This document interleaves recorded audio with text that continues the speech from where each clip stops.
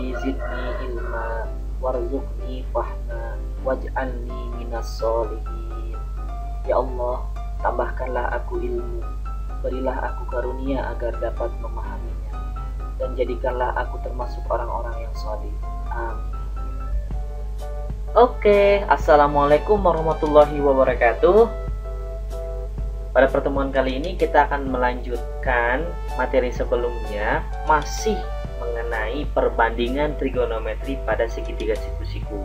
Namun di sini kita akan lebih ke latihan soal-soal penerapan dari materi sebelumnya. Kita lihat sama-sama. Soal latihan yang nomor 1, diketahui kosinus theta sama dengan 15/17. Dengan theta merupakan sudut lancip, tentukan nilai dari sinus theta, tangen theta, dan sekan theta. Nah, bagaimana cara menyelesaikannya? Ini jelas beda dengan dari soal-soal yang kemarin. Kalau soal yang kemarin itu disediakan gambar segitiga siku-siku, tapi untuk latihan soal sekarang ini tidak disediakan gambar segitiga siku-siku. Nah, karena kita tahu bahwa perbandingan trigonometri yang kita pelajari itu berkaitan dengan segitiga siku-siku, maka untuk menjawab soal ini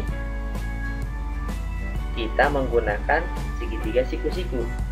Nah, tapi tidak harus digambar sebenarnya. Kita ikutin coba cara penyelesaiannya seperti apa. Kosinus theta sama dengan 15/17. Ini diketahui dalam soal. Nah, kita tahu bahwa kosinus theta itu perbandingannya itu sama dengan sisi samping per sisi miring, atau sama dengan sa per mi. Nah, berarti di sini kita dapat peroleh nilai sa-nya itu 15 dan nilai mi-nya itu sama dengan 17. Nah, dari sini kita bisa peroleh sa-nya itu sama dengan 15 dan mi-nya itu sama dengan 17. Nah, apalagi yang harus kita cari?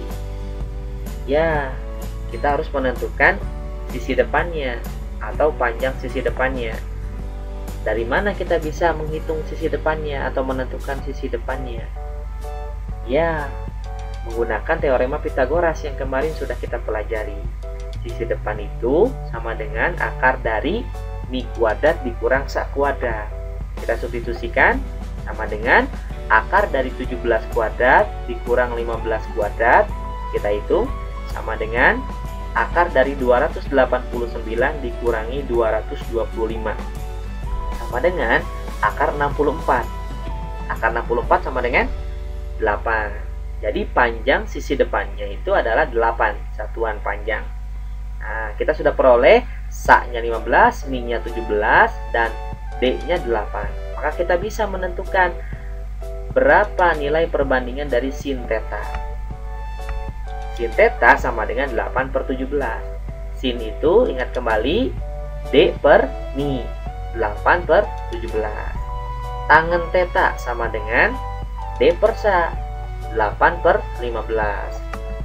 Sekan theta, sekan itu kebalikan dari kosinus. Kosinus itu kan sa per mi, berarti kebalikannya mi per sa, 17/15.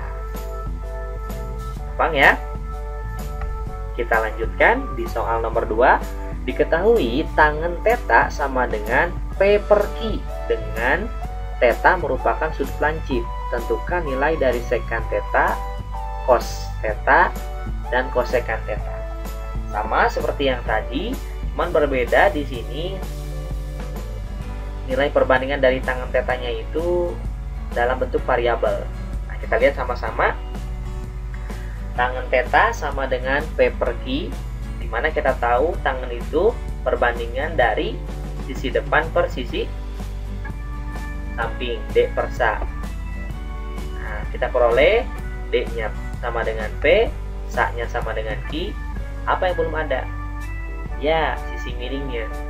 Kita cari sisi miringnya dengan menggunakan Pitagoras. Mi sama dengan akar dari D kuadrat tambah sa kuadrat, sama dengan P kuadrat tambah Q kuadrat. Tidak bisa dihitung lagi kan? Nanti biarkan dalam bentuk seperti ini. Jadi Mi-nya kita peroleh sama dengan akar dari P kuadrat ditambah Q kuadrat.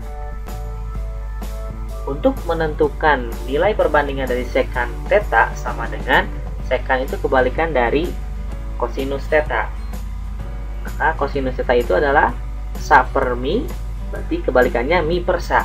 Mi-nya itu akar P kuadrat tambah Q kuadrat, sa-nya Q. Berarti sekan theta itu sama dengan akar P kuadrat tambah Q kuadrat per Q.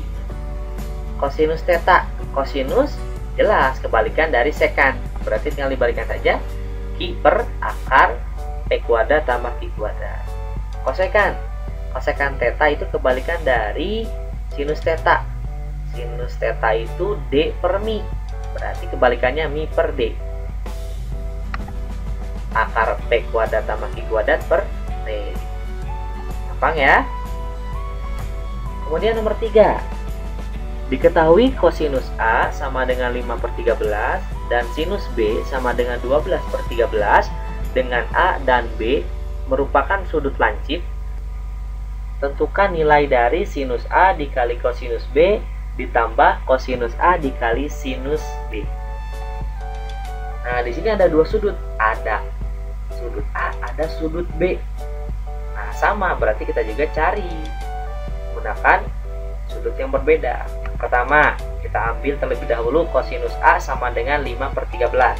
Kita tahu kosinus itu sa per mi, berarti kita peroleh sa-nya 5, mi-nya 13, yang belum ada apa? Ya, D. D sama dengan, berdasarkan teorema Pythagoras, akar dari mi kuadrat dikurang sa kuadrat. Sama dengan mi-nya 13 kuadrat dikurang sa-nya 5, 5 dikuadratkan. Setelah itu sama dengan akar dari 169 dikurangi 25 sama dengan akar dari 144 sama dengan 12. Berarti D-nya sama dengan 12. Nah, ini cos A, berarti dari cos A kita bisa menentukan sin A di sini. Karena sudutnya sama-sama A. Sin A sama dengan 12 per 13. Dari mana? D per mi. D-nya 12, mi-nya 13. Berarti 12 per 13. Ini untuk sudut A. Nah, sekarang untuk menentukan kosinus B, maka kita ambil dari sinus B yang sudutnya sama. Sinus B sama dengan 12 per 13. Kita tahu sinus itu sama dengan D per mi.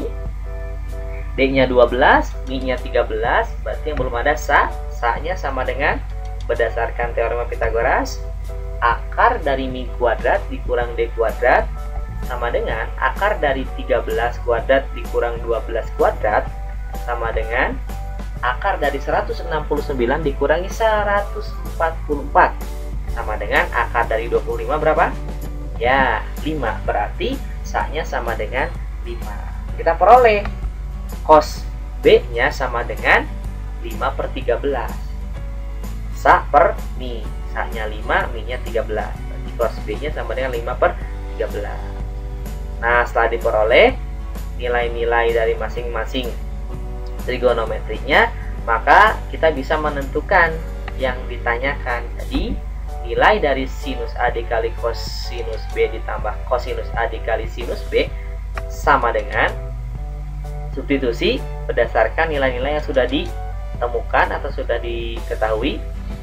Sama dengan sinus A 12 per 13 kali kosinus B 5 per 13 tambah kosinus A 5 per 13 dikali sinus B 12 per 13.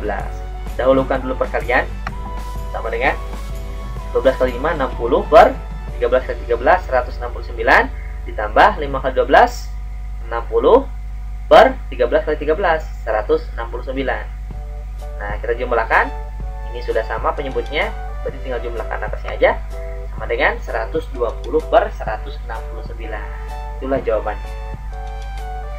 Baiklah, sampai sini dulu latihan soalnya. Nanti kalian bisa latihan lagi di rumah, catat lagi, terus ulangi. Mudah-mudahan bisa dan bermanfaat. Sampai ketemu di pertemuan selanjutnya. Assalamualaikum warahmatullahi wabarakatuh.